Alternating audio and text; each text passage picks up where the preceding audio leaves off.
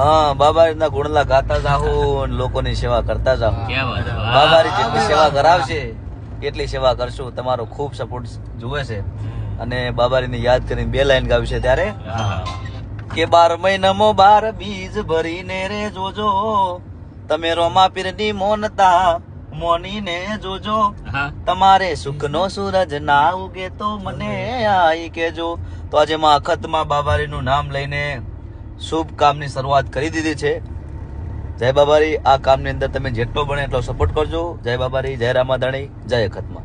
અને આ વિડીયો તમને ગમે તો લાઈક ને કોમેન્ટ જરૂર કરજો. વધુમાં વધુ શેર કરજો.